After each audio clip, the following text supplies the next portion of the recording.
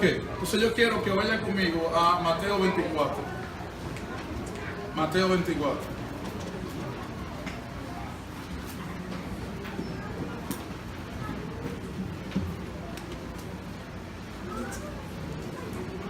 ¿El capítulo?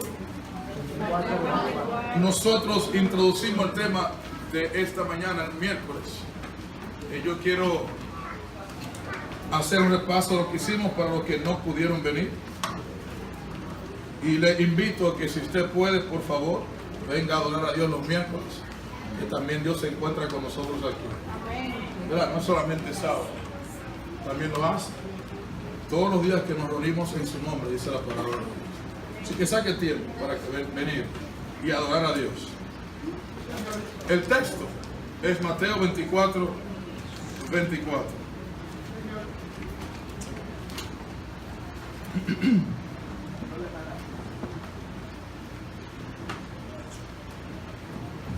En lo que hicimos el miércoles,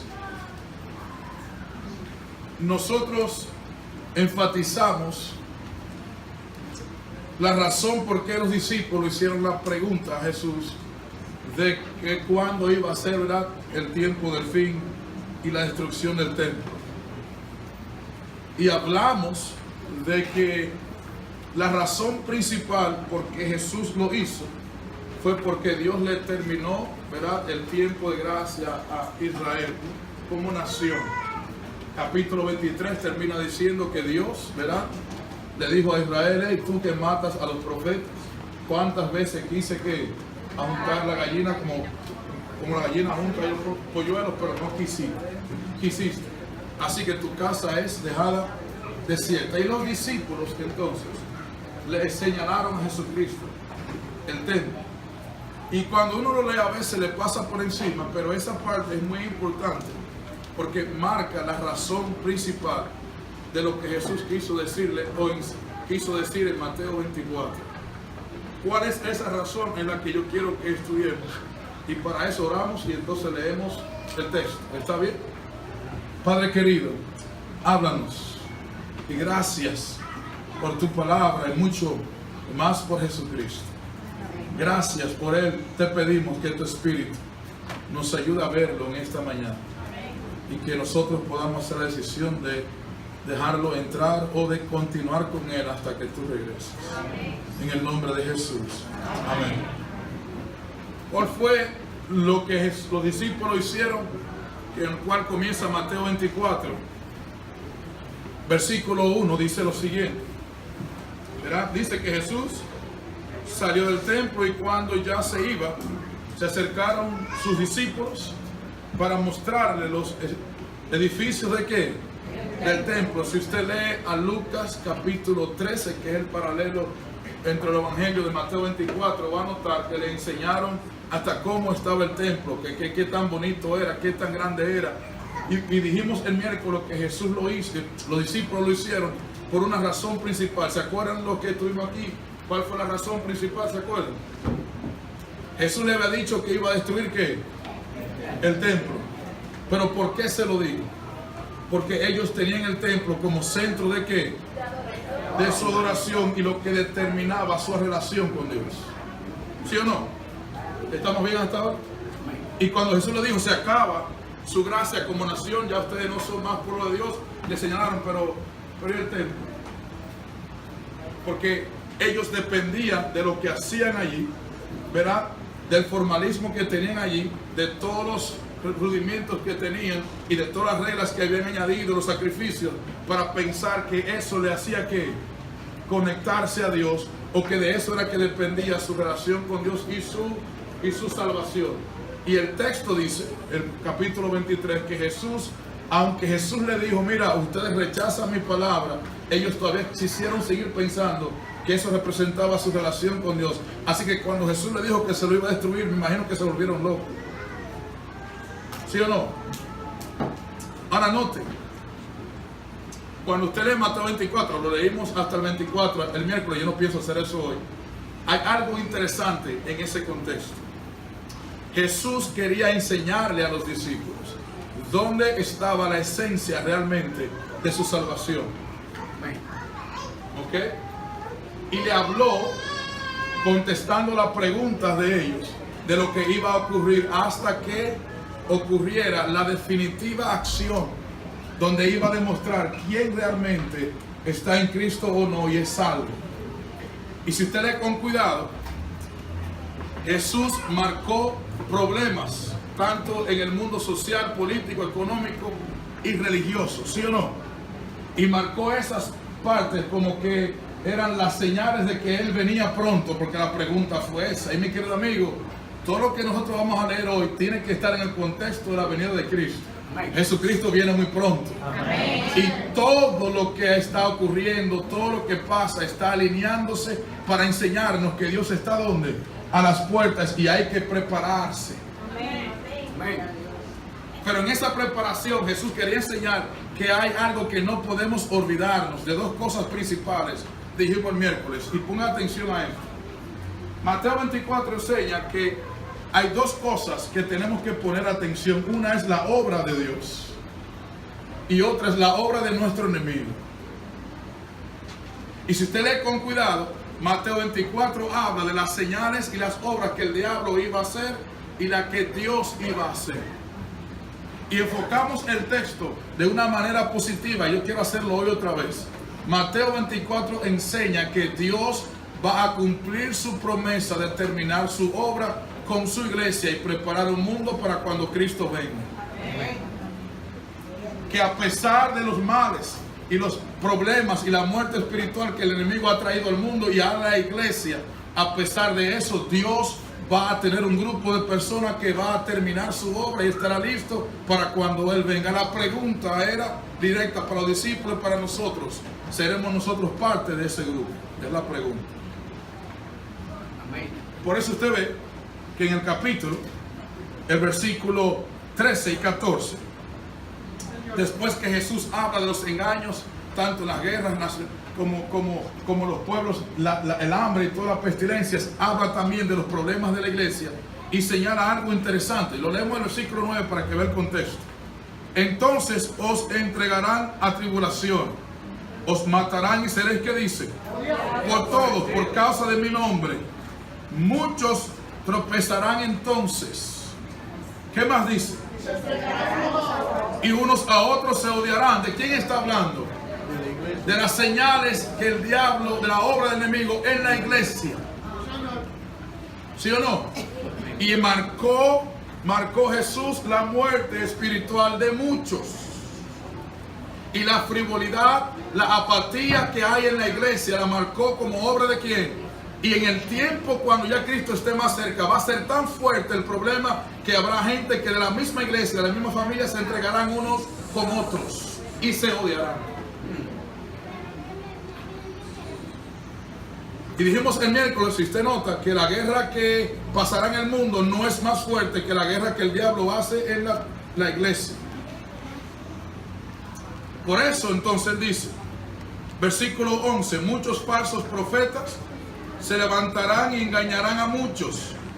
Y por a veces que dice, y mucha gente se concentra solo en esa parte.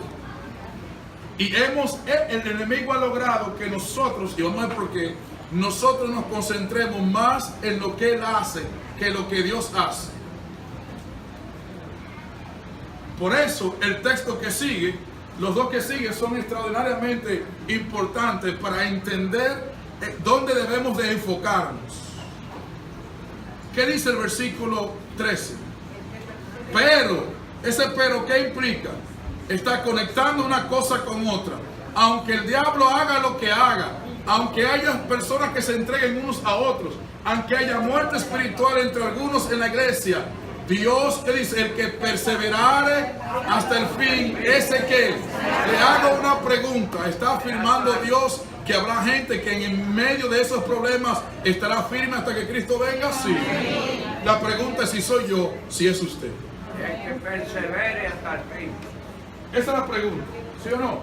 Si soy yo o es usted. Yo quiero ser de ese grupo. ¿Usted quiere ser de ese grupo? Jesús va a decir la forma. Entonces dice el 14, que es tan importante en ese contexto. Y será, que dice, del reino en todo que para testimonio a todas las naciones. Y entonces, ¿qué? Se note bien, el texto está confirmando que habrá un grupo que no solamente va a perseverar hasta el fin, sino que va a terminar la obra de Dios. Y aunque el enemigo quiera obstaculizar esa obra que Dios hace en nosotros y con la iglesia, Jesús afirmó a los discípulos: Dios va a hacer su obra, la va a terminar y habrá un grupo listo, repito, y el mundo va a escuchar el evangelio correctamente. Y note algo interesante, que aquí entramos entonces en lo que me interesa que pongamos atención hoy. ¿Cuál evangelio será predicado? El evangelio de Cristo. El tercer ángel. El texto dice: será predicado este. Ese como que implica algo interesante. ¿Sí o no? El evangelio que está aquí en la Biblia. ¿Qué es lo que está diciendo Jesucristo? ¿Cuál es este evangelio?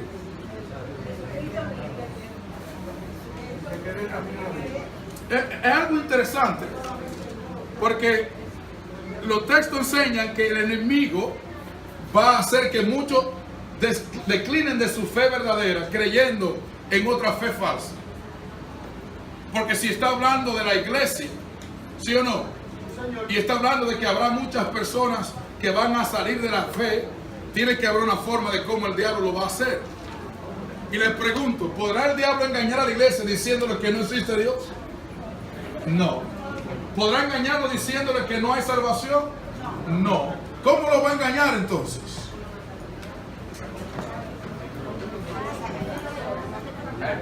El texto dice lo siguiente. Por tanto, 15. Cuando veáis en el lugar santo la abominación desoladora de la que habló el profeta Daniel, ¿qué dice? El que le entienda. ¿De qué estaba hablando? Tiene dos aplicaciones. La primera fue para los discípulos. ¿Está hablando de qué? Lo que estudia la Biblia. No. No. Está hablando de qué. ¿Quién destruyó el santuario que Jesús dijo que se iba a destruir? El templo. ¿Quién lo destruyó? Los romanos. ¿Por qué Jesús marcó eso? Exacto. Y el hermano Henry explica muy bien, para que entendamos el texto, el conflicto de los siglos, que Jesús lo aplicó primero ¿a quién? A la destrucción de Jerusalén por medio de Roma. Que verá, que inclusive enseña la historia que hubo un clamor, verá, hubo un chance para salir de la ciudad, los que estaban en Cristo y salieron, pero fue todo que destruido. Ese es otro tema, verá, que muchos lo aplican hoy, tal vez correctamente, a la ley dominical cuando se dé la orden, verá. Pero aquí está hablando Jesús, ¿a quiénes? A los discípulos, de su destrucción literal en el tiempo de ellos.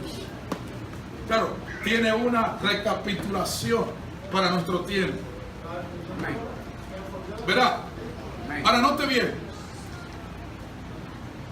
Versículo describe entonces, en ese contexto, lo que esté en un lugar se vaya, verá, y habla de lo que el evangélico usan como el rapto.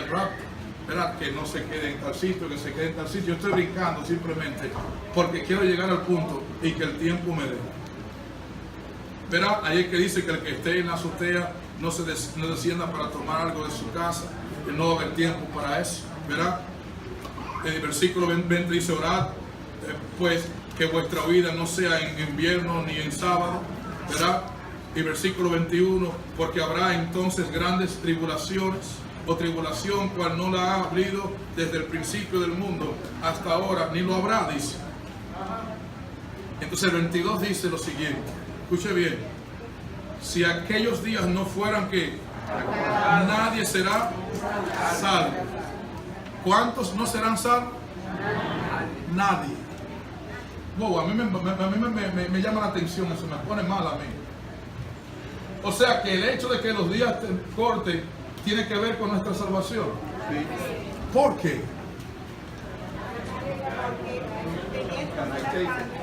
Esa es una obra hecha a favor nuestra, ¿sí o no? El problema es tan grave que Dios quiere que lo suframos poco. ¿Sí o no? Porque si duramos mucho en ese problema, mucha gente se va a perder, va a ceder al problema y va a apostatar de Cristo y de su fe. Así que Pedro por eso dice que tenemos que sufrir solamente un poco de tiempo. Si fuera mucho hubiera problema, porque sin haber tanto problema ya la gente está desistiendo de Cristo. Imagínense cuando venga la dificultad. Amén. Ahora note bien, versículo 23. Entonces, si algunos dicen, mirad, aquí está quien, o mirad, allí está, no le creáis, porque se levantarán y falsos y harán grandes señales y prodigios, de tal manera que engañarán, si les fuere posible, aunque ya lo he dicho antes. Versículo muy corto, el 26, 25. Así que si os dicen, mirad, ¿está dónde? Os salgáis, o mirad, ¿está dónde? No lo creáis, porque igual que el relámpago sale de oriente y se muestra hasta el occidente, así será que. Entonces note bien, Jesús está haciendo todo en el contexto de qué? De su venida. Y todo lo que hemos leído está en el contexto de qué? De entender que tan cerca está Jesús y dónde realmente radica nuestra salvación. Si usted nota muy bien, según el texto, la salvación no radica en la iglesia. ¿Por qué no? Porque en la iglesia habrá división. Y habrá gente que, aunque es miembro de iglesia, es infiel a Dios. Así que el ser miembro de iglesia o sentarse en un banco de ella no implica salvación. Ese es el problema de los discípulos. Por eso dijeron, mira el templo. Dice, no, eso no va. ¿Sí o no? Segundo, usted nota que no implica salvación el hacer que milagros, ni hacer que actividades religiosas que manifiesten poder aparentemente de Dios.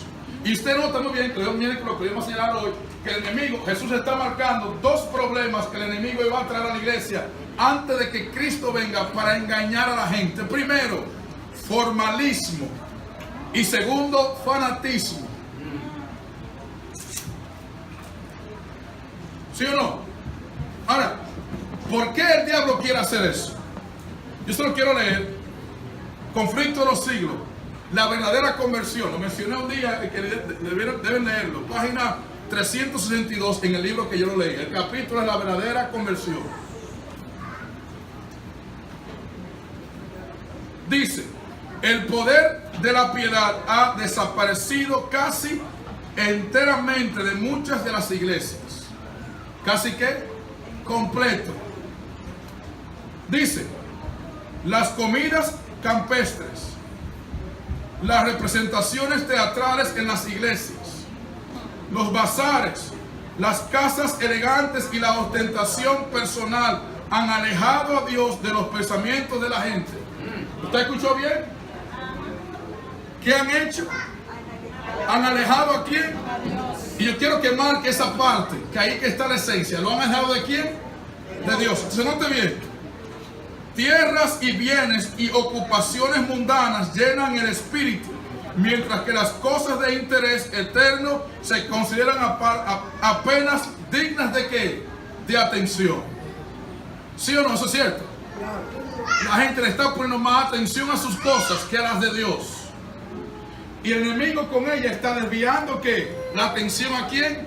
A Dios. Y note bien, en los dos extremos se le está poniendo la atención a quién? Al formalismo y al fanatismo. Note bien, a pesar de esto, dice ella, del decaimiento general de la fe y de la piedad, hay en esas iglesias verdaderos discípulos de Cristo. ¿Se escuchó? A pesar de eso, hay en esas iglesias verdaderos discípulos de Cristo. ¿Usted lo cree? Amén. La pregunta es si usted o yo somos uno de ellos. La pregunta sigue siendo la misma.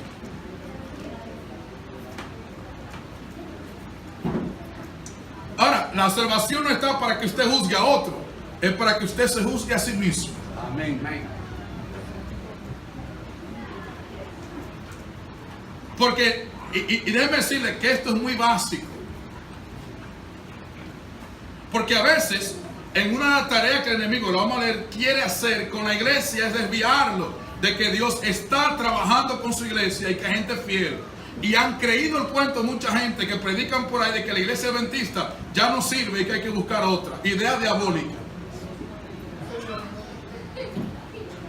No importa lo equivocado que sí importa lo equivocado que hacemos, pero aún allí hay gente fiel a Dios. ¿Sí o no? Ahora note. Antes que los juicios de Dios caigan finalmente sobre la tierra, habrá entre el pueblo del Señor un avivamiento de la piedad primitiva, cual no se ha visto nunca desde los tiempos apostólicos. Así como nunca se ha visto la crisis espiritual en la iglesia, también va a ocurrir un avivamiento como nunca se ha visto también. ¿Qué página es? 362. La verdadera conversión se llama el capítulo, repito. Se dice ella, escuche bien. El espíritu y el poder de Dios serán derramados sobre sus hijos. Entonces muchos se separarán de esas iglesias en las cuales el amor de su mundo ha suplantado el amor de Dios y de su palabra. Muchos, tantos ministros como laicos, aceptarán gustosamente esas grandes verdades que Dios ha hecho proclamar en este tiempo a fin de preparar un pueblo para la segunda venida del Señor. Entonces dice, el enemigo de las almas desea impedir esa obra. La tarea de él que es parar que Dios haga eso. Ahora escuche bien, ¿podrá el enemigo parar que Dios haga eso? No y sí. Pastor, ¿cómo así? No y sí. Porque el único que sabe es usted. Su decisión personal va a hacer que el diablo lo pare o que Dios lo haga. O Dios lo va a hacer en la iglesia. La pregunta es en quién. Y aquellos en quien lo haga tendrán que hacer la decisión de entregarse y permanecer en Cristo y no dejarse desenfocar por el diablo, porque habrá en la iglesia hasta que Él venga gente que va a recibir ese avivamiento y gente que se va a quedar en apostasía. Totalmente es nuestra decisión. Amén. ¿Sí o no? O al que se entregue, Dios hará su obra, y al que no, el diablo lo hará. O sea que la pregunta sigue siendo igual. Dios y el diablo van a hacer su obra. La pregunta es si Dios la va a hacer conmigo. ¿Se acuerdan que Jesús lo dijo en la parábola del trigo hace años? Señores, ¿quién sembró lo malo? El diablo. ¿Y hasta cuándo estaremos así? Hasta que yo venga. Pero lo arrancamos ahora. No, eso hasta que yo venga. Porque será tan sutil, se parecerán tanto que posiblemente queriendo quitar un ¿qué? Un malo, quiten un bueno. Wow. Si usted nota que la Biblia enseña que Dios va a hacer una obra tal que el enemigo va a querer falsificar a tal punto que va a parecer igual casi. Por eso sigue diciendo lo siguiente ella. Dice, el enemigo de las almas desea impedir esta obra, y antes que llegue el Señor, el tiempo para que se produzca el avivamiento, tratará de evitarlo introduciendo una falsa imitación. ¿Qué es lo que va a traer? Una falsa imitación de la obra de Dios en la iglesia. Lo hizo con los fariseos y los discípulos antes de Cristo, totalmente. ¿Con qué lo hizo? Con el formalismo y una justicia que dependía de lo que hacían y no de Cristo. ¿Sí o no?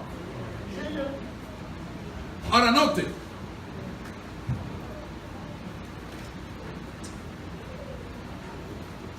Hará aparecer como que la bendición especial de Dios es derramada sobre las iglesias que pueden colocar bajo su poder seductor, allí se manifestará lo que se considera como un gran interés por lo religioso. ¡Wow! Donde el diablo obre se levantará un interés. ¿Por qué? O sea que el que usted le interese lo religioso no implica que sea de Dios. ¡Wow! Eso está serio. Porque ahí está el otro extremo. ¿Verdad? Ahí está el extremo del formalismo, ¿sí o no? Las cosas religiosas, lo que hacemos religiosamente no implica que Dios está obrando. Posiblemente sea quién. ¿Quién obraba con los fariseos en la iglesia? Dios, no. Se note. Seguimos leyendo. O sigo leyendo yo, usted me oye. ¿Qué página es? 362. Dice: multitudes se alegrarán de que Dios está obrando maravillosamente en su favor, cuando en realidad la obra provendrá del otro espíritu. Bajo un disfraz religioso, Satanás tratará de exceder su influencia sobre el mundo cristiano. ¿Bajo qué? ¿Un falso qué? Falso espíritu. Dice, en muchos de los departamentos religiosos que se han producido durante el último medio siglo, se han dejado sentir en mayor o menor grado las mismas influencias que se ejercerán en los movimientos venideros más extensos. Hay una agitación emotiva. Escuche bien entonces lo que ella dice. ¿Qué es lo que va a suceder? Y esta es la parte que a mí me llama la atención. Dice que habrá una agitación emotiva, mezcla de lo verdadero con lo falso, muy apropiada para extraviar a uno. No obstante, nadie necesita ser seducido, dice ella. Dice, a la luz de la palabra de Dios no es difícil determinar la naturaleza de estos movimientos. Donde quiera que los hombres se descuiden el testimonio de la Biblia y se alejen de las verdades claras que sirven para probar el alma y que requieren abnegación y desprendimiento del mundo, podemos estar seguros de que Dios nos dispensa allí sus bendiciones. O sea, donde la gente practica religión sin abandonar el mundo y sin obedecer la ley de Dios, no es Dios, es diablo. Oiga bien entonces, si usted o yo somos de aquellos que estamos dependiendo del formalismo de la iglesia o de lo emotivo en lo religioso y no de Cristo, el diablo está engañándonos. Si dependemos de lo que hacemos o lo que sentimos para creer que estamos cerca de Dios, el diablo nos está engañando. Eso es falso. De ahí está dividiendo las iglesias, a que una se concentre ¿qué? En no hacer lo que la otra hace. Una dice que está muy viva y otra dice que está muy muerta.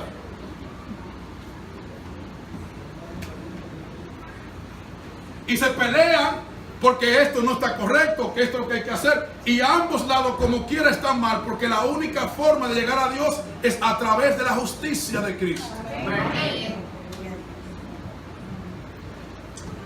Lo leí el miércoles para hacerlo más claro. Yo quiero que la hermana Joel lo dijo en otro libro, o nos ayudó a entenderlo, perdón. Mensaje selecto, página 21. Leímos el miércoles, ¿se acuerdan que estuvimos? Tomo 2. Mensaje selecto, ¿qué? Tomo 2. Página 21. Dice, el formalismo, la sabiduría humana, la cautela mundana y los planes de acción mundanos parecerán a muchos como que constituye el poder mismo. Que parecerá para muchos que lo que hacemos, en lo que hacemos que está ¿qué? El poder. Dice, a muchos con que constituye el poder mismo de Dios pero cuando se los acepte, convierten en obstáculos que impiden que lleguen al mundo la luz de Dios, dada en forma de amonestaciones, reproches y consejos. Entonces, note lo que dice. Satanás está trabajando con todo su poder engañador para alejar a los hombres del mensaje del tercer que es lo mismo que Jesús dijo. ¿Cuál fue el evangelio que Jesús está hablando de predicar entonces? Justificación ¿en quién? En Él mismo. Yo soy el que perdono y santifico. Yo soy el que doy la salvación y la capacidad para obedecer. Sin mí nadie podrá llegar al Padre. Olvídate de la iglesia, olvídate de lo que tú quieras. Nada de eso te va a llevar a Dios. Solamente ¿quién? Yo. Y el diablo quiere que la gente que no, la iglesia no entienda eso, para que tampoco lo prediquemos. Por razón tal es que estamos tan bajos en la predicación, porque lo que hay que predicar es lo que hace que la gente entienda que el engaño es que diabólico y que Dios es el único que salva. El capítulo es enseñanza de religiones emocionales. Ahora note bien, se pone más interesante. Dice: si Satanás ve que el Señor está bendiciendo a su pueblo y preparándolo para que discierna sus engaños, trabajará con su poder maestro para introducir fanatismo por un lado y frío formalismo por el otro. Los dos extremos. Fanatismo por un lado y frío ¿qué? Formalismo por el otro. A fin de asegurarse una cosecha de almas. Ahora es el momento cuando debemos velar incansablemente, velar y bloquear el camino al menor avance que Satanás que dice. Se dice, a un lado y a otro existen peligros contra los cuales hay que prevalerse o prevenirse. A un lado ¿qué? Y al otro. Tanto en el fanatismo como en el formalismo hay peligro. Habrá personas sin experiencia, recién llegadas a la fe, que necesitarán ser fortalecidas y recibir un ejemplo correcto. Algunos no utilizarán debidamente las doctrinas de la justificación. ¿Por qué? Porque ese es el negocio, mi querido amigo. El hermano juez dice aquí mismo que el diablo va a engañar a aquellos que no entiendan ni acepten el tema de la justificación por la fe. Ahí está el engaño del diablo. Porque el formalismo ocupa el lugar de ¿quién? De Jesús. Y el fanatismo hace lo mismo. Y en ninguno de los lados hay salvación, porque solamente Cristo salva. Amén. Ahora entonces note. ¿Por qué entonces viene a ser importante el versículo 24?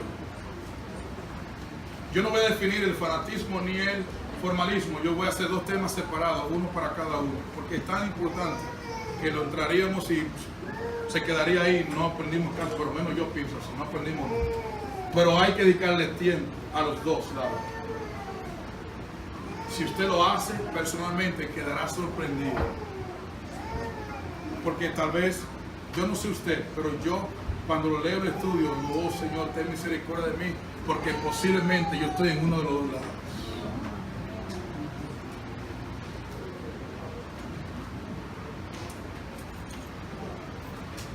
Cuando usted lee Mateo entonces 24, que fue el texto que faltamos por leer de Mateo 24, nos quedamos allí, ¿verdad? Porque se levantarán y falsos y harán, ¿qué dice? Y prodigio, de tal manera que engañarán, si fuera posible, ¿a quién? Escucha bien, ¿qué extremo es este? ¿Formalismo o fanatismo?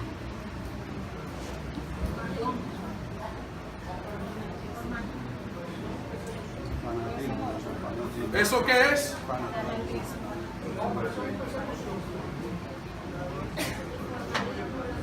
Oiga bien, una persona que se concentre y entienda que bajo los milagros y las manifestaciones aparentemente poderosas y grandes está Dios, ¿eso es formalismo o fanatismo?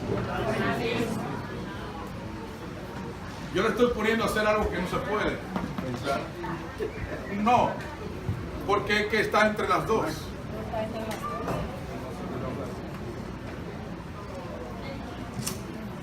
Apocalipsis 13 lo enseña muy bien. Escucha bien. Para parafrasear, Apocalipsis 13 enseña las cosas, los dos extremos muy bien. ¿Sí o no? 13. Si usted lo leemos, me faltan todavía 10 minutos. Leemos. Apocalipsis 13.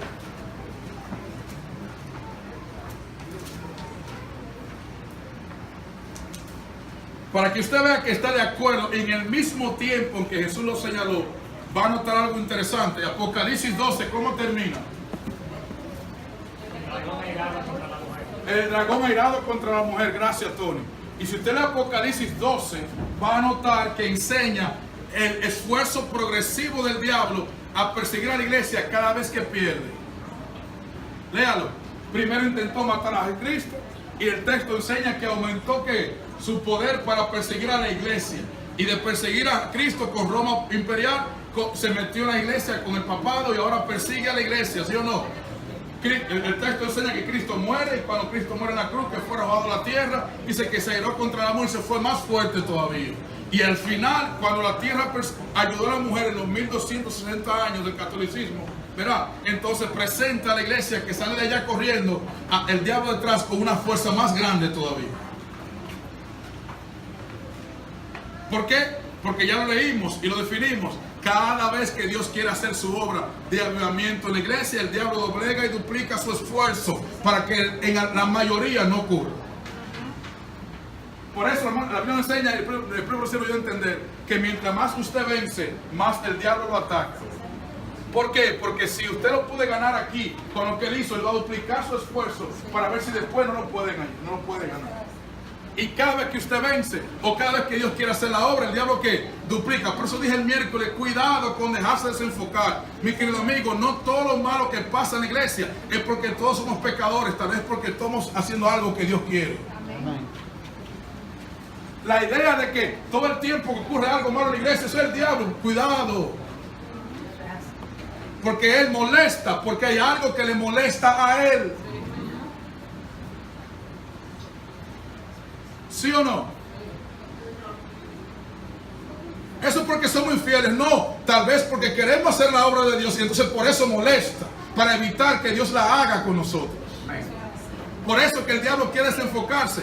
Y en el estudio tratable, si lo permite, lo vamos a ver. El hermano me dice que lo que se repitió en el tiempo de ella se repite ahora. Y dice que cuando Dios comenzó a revivar el tema de la segunda venida de Cristo, en el tiempo de ella, el diablo comenzó a levantar los dos extremos. Formalismo por un lado y fanatismo por otro. Y el formalismo lo trajo con la doctrina de la santificación falsa. Y hubo gente en la iglesia, como hoy, que se creen que son santos porque creen que hacen las cosas bien.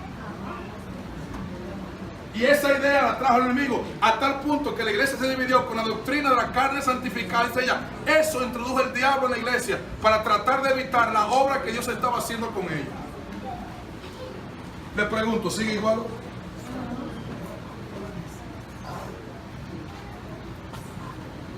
Y usted nota algo interesante. ¿Quién persiguió a la iglesia? ¿Con qué poder? En el capítulo 13, ¿sí o no? Y el capítulo 13, Juan define muy bien qué poder está persiguiendo. Y habla de una falsa trinidad. Escuche, ¿de una qué? Falsa trinidad. El dragón representa a quién? Al Padre. La bestia representa a quién? A Cristo. Y el falso espíritu al verdadero. Y note bien que algo interesante, Apocalipsis 13 enseña la falsificación trinitaria del diablo para perseguir a la iglesia y que Dios no haga la obra que quiera hacer de predicar el mensaje de justificación por la fe al mundo entero. Y usted nota muy bien que cuando usted lee Apocalipsis 13, la Biblia enseña que tanto una bestia como la otra llevan a la gente a adorar a quién? Al dragón, ¿sí o no? Y que la primera bestia, que era el papado, llevaba a la gente a adorar a quién? Al diablo, ¿sí o no? Y que como no pudo engañar al remanente que salió perseguido, que guardaba los mandamientos de Dios y tenía la fe de quién. Oye, quiero que usted note eso. ¿Qué era lo que hacían? ¿Por qué el diablo introdujo problemas en la iglesia? Porque ellos guardaban ¿qué? Y tenían la fe de quién. Usted nota que no era que guardaban el formalismo o que tenían fe y justicia en lo que hacían. ¿Eran quién? Eran en Cristo y eran obedientes a Dios. Por tener la justicia correcta de Cristo, podían guardar los mandamientos. Y por eso el diablo dijo: lo voy a seguir persiguiendo. Y trajo el poder del capítulo 13, que enseña los dos extremos: formalismo y fanatismo. Formalismo en la iglesia católica y fanatismo en el falso espíritu. ¿Sí o no? Y si usted nota muy bien, esto está lo detallamos más por el tiempo. El catolicismo era formalista. Era tan formalista que mató a mucha gente por no hacer ni creer lo que ellos hacían. ¿Sí o no? Perseguía a todo el que no creía lo que ellos creían. Criticaron y mataron a todo el que no creía lo que ellos creían, y lo calificaron de diabólicos y hasta lo mataron como brujos a muchos fieles de Dios. ¿Por qué? Porque si no hacen lo que yo hago, esos son diabólicos. Era totalmente al revés. ¿Pasa lo mismo hoy? Sí. Y cuando alguien tiene su idea clara de formalista, ¿verdad? Y hacen algo malo en la iglesia, alguien no hace malo, eso fue el diablo. No, cuidado, que tal vez el diablo a ti que te está engañando. Formalismo. Y la iglesia católica enseñó un formalismo tan fuerte que perseguía a los que no hacían lo que ellos pensaban. Esos no son de Dios. ¿Se parecen a quién? En la Biblia, a Pablo. ¿Era Pablo formalista? Totalmente, hasta que Dios lo convirtió. ¿Eran los discípulos formalistas? Totalmente. Hasta que persiguieron a quién. ¿Persiguieron a quién? A Cristo, y lo mataron. Persiguieron a Pablo por no creer lo que él creía. Que hay que circuncificar, que hay que circuncidarse. La lección enseña: no, ya eso no sirve. Es la justicia de Cristo lo que sirve. ¿Sí o no? Pero el otro extremo está en el capítulo 13, la segunda bestia. Y noten que la segunda bestia califica el Mateo 24:24 en el contexto correcto. Porque la segunda bestia hace lo mismo que el engaño que el diablo quiere traer. Versículo, para que lo leamos, versículo 12. La segunda bestia ejerce, ¿qué dice? Toda la autoridad de qué? Toda la autoridad de la primera bestia. En esa parte yo quiero que lo notemos. Presencia de ella. Son dos extremos diferentes, ¿sí o no? Pero están conectados bajo el mismo principio. Y uno le da poder al otro. ¿Cuál es la doctrina principal del formalismo católico? ¿Cuál es? ¿Cuál es? Salvación por las obras y cambiar ¿qué? La verdadera obediencia a Dios por otra ley. ¿Sí o no? Y le añadieron y le quitaron a la ley de Dios para que la gente obedezca como ellos querían. Y al que no,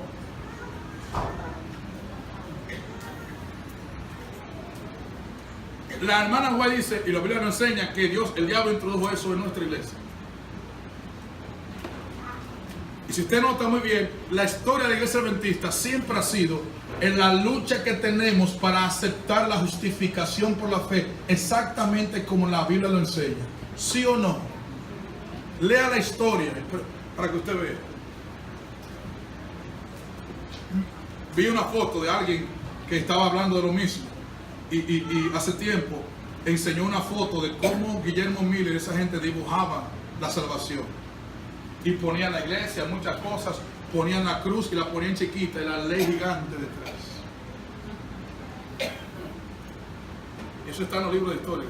La ley gigante de atrás.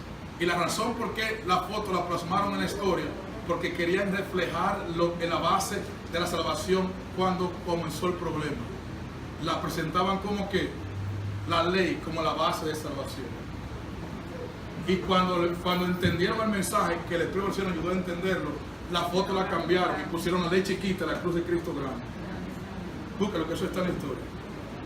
Nosotros siempre hemos luchado con ese concepto, porque al creer que tenemos la verdad, ella tiene poder para salvarnos.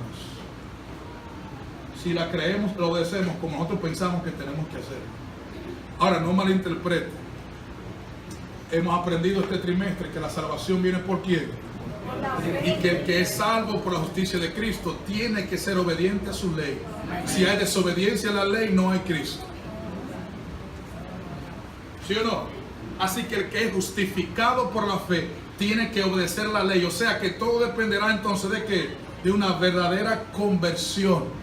Que Cristo en nuestra vida nos perdone, nos limpie y nos dé poder para obedecer a Dios.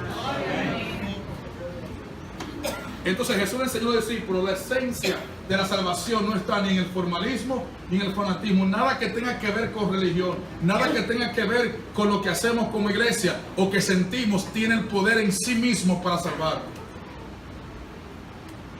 Por eso usted ve que la segunda vez te introduce ¿qué? La idea de qué?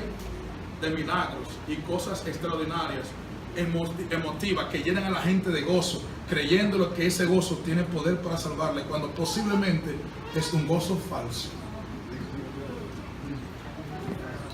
El texto termina diciendo que hay salvación, que los escogidos, ¿verdad?, son los únicos que no podrán ser engañados. El miércoles alguien preguntó, porque fue Mayra, ¿y quiénes son? Cuando usted lee la Biblia y busca la palabra, hay un texto que sobresale y yo quiero terminar con él. Romanos 8.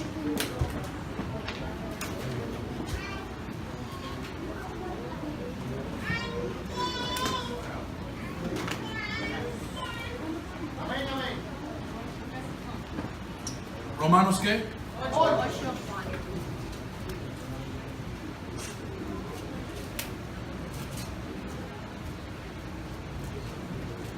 Usted conoce muy bien el texto, ¿verdad? ¿Cómo comienza? Ninguna condenación hay para los que están en Cristo. ¿Cómo dice? Los que no andan conforme a la carne, sino conforme al verdadero espíritu. Dañado eso de verdadero. Está implícito ahí. Porque la ley del espíritu de vida en Cristo Jesús me ha librado de la ley de qué? Y de la muerte. Lo que era imposible para la ley, por cuanto era débil por la Dios, enviando a su Hijo de semejanza de pecado, y a causa del pecado condenó el pecado ¿dónde? Para que la justicia de la ley se cumpliera en nosotros, que no andamos conforme a la carne, sino conforme a quién. Los que son de la carne piensan en las cosas de la carne, pero los que son del espíritu en las cosas del espíritu. El ocuparse de la carne es muerte, pero el ocuparse del espíritu es vida y paz, por cuanto los designios de la carne, ¿qué dice?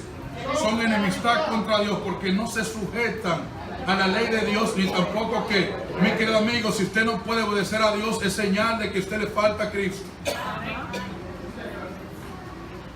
Y si a usted le falta a Cristo, aunque usted sea miembro de la iglesia adventista, pastor de la iglesia, usted no tiene salvación. ¿Usted escuchó? No tiene salvación. No importa lo que usted haga religiosamente o en la iglesia. No hay. Sin Cristo no hay. Por eso que la verdadera conversión es concentración, enfoque en Jesucristo y dejar que Dios obre en mi vida al serme obediente bajo su poder. Si repito, si usted no obedece a Dios, usted no tiene a Cristo. Por lo tanto, no hay salvación. No siga confiando en lo que usted hace en la iglesia. No siga confiando en sus sentimientos religiosos. No siga confiando en la actividad religiosa que usted hace. No hay salvación en eso. Solamente hay salvación en Cristo.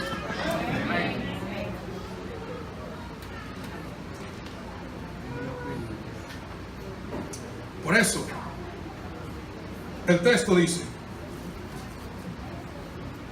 me llama la atención bastante. No quiero leerlo todo. Así que voy a brincar hasta el versículo 28. Sabemos además que a los que aman a Dios, ¿y quiénes son los que aman a Dios desde la Biblia? ¿Y quiénes son los que obedecen la ley? Los que tienen a Cristo. ¿Sí o no? Se dice, a los que antes conoció también los predestinó para que fueran como hechos conforme a la imagen de su Hijo. Vaya leyendo con cuidado. Para que Él sea que entre muchos hermanos. Y a los que predestinó, a estos también llamó. Y a los que llamó, a estos también que justificó. ¿Qué hizo? justificó. Y a los que justificó, a esto también ¿qué? Glorificó. ¿Qué pues diremos a esto?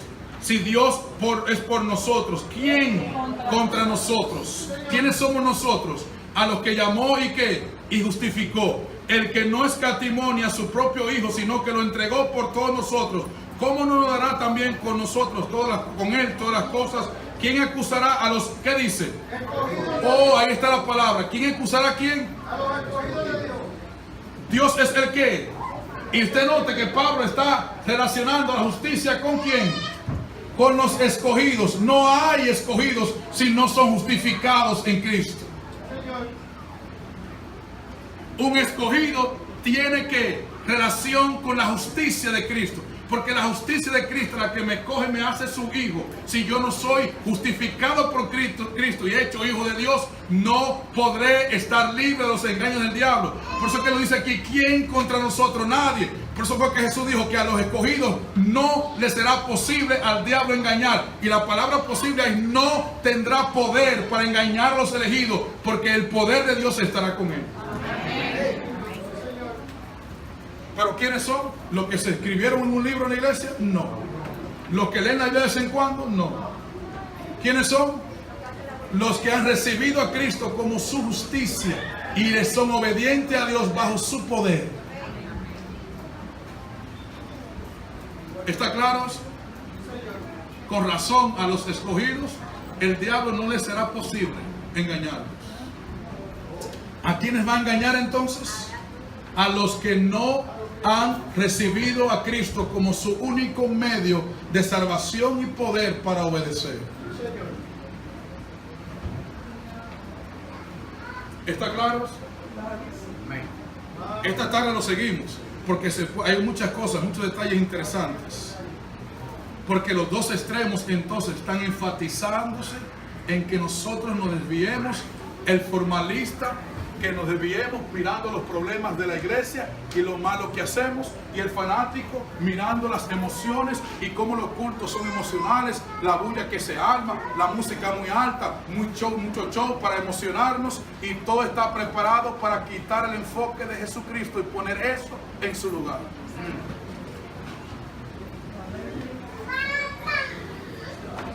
Y así el diablo nos desenfoca de contemplar a Jesús, el único que nos puede transformar nuestra vida. No es enfocándonos en los problemas de la iglesia, ni enfocándonos en las emociones, es enfocándonos en Cristo que encontramos salvación. Dios le bendiga.